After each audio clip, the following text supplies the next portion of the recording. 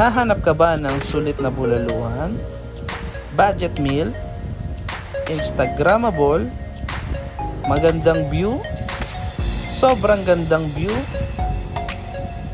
at tipak-tipak na bulalo na may kasama pang crispy pata. Sobrang laki ng crispy pata nila. So, yan. May malaking table na kasya para sa lahat. May veranda pa. At syempre, may palaruan para sa bata. At di mawawala yung pictorial dyan. So, tara, samahan nyo ako at pupuntahan natin ito dito sa Tagaytay. Tara, let's go! Dito sa menu nila, meron silang mga bundle na ABCD na menu para sa mga maramihan. At sa likod, meron din sila mga solo, meron silang tapsilog, fried chicken, vegetable, mga favorites, at mga inihaw. Dito nga pala, meron din sila mga view na pwede mong puntahan at lalong-lalo na para sa mga bata. Dito nga ipapasok na nga kami. At ayan, mapapansin mo yung bungad pa lang sa inyo, yung pinakamagandang view na makikita mo at gaganahan ka syempre kumain. Pag ganyan naman ba naman makikita mo mapaparami ka talaga ng kain. Dito nga yung nakaset up na kami ng mga plato, baso at ayan yung mga service nila. At ito na nga yung mga pagkain dumating na. So napaka-solid nito. Pumili kami ng isang bundle meal na kasya para sa lahat na siguradong mabubusog kami. At ayan, may kasama pa nga yung crispy pata. Parang set B ata yung napili namin na kasama na lahat. Ilang bulalo yun. May mga tawilis.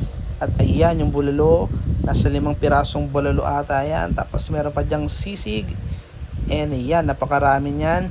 Napakasulit ng bundle meal nila. Lalo pag maramihan kayo, talagang masusulit nyo talaga yung pagkain kasi marami na siyang bulalo, meron na siyang tawilis, at higit sa lahat, meron pa siyang crispy pata. Ayan, nagkakagulo na nga kami. At ayan, kanya-kanya ng kain kasi napakasolid ng kain namin. Dito nga magmumukbang na tayo at titikman natin yung iba-ibang putahe na hinain sa atin. Unahin natin ng crispy pata. At ayan, lalagyan natin ng kanin yan. Syempre masarap yan pag kami kanin. Tapos ito na yung bulalo nila na tipak-tipak talaga, ang daming laman, napaka-solid ng bulalo nila. At ito yung crispy pata nila na sobrang laki.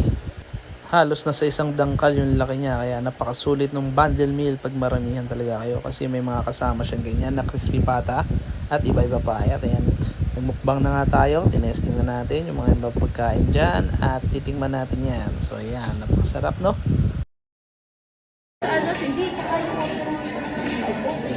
Hindi kasi yung dito quality, yung dun sa Andy, ano siya, hindi siya ganun ka ano.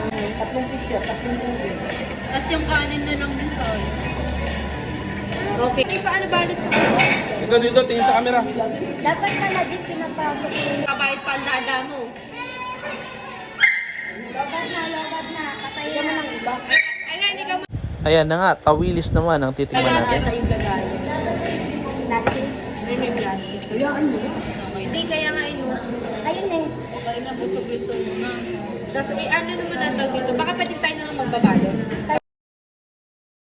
So ayan, may pa-video-video tayo dito ng pang Instagrammable. Ito yung veranda nila na makikita nyo. Pagbukas nyo, makikita nyo agad yung skyrush yan. Since gabi yan lang makikita nyo.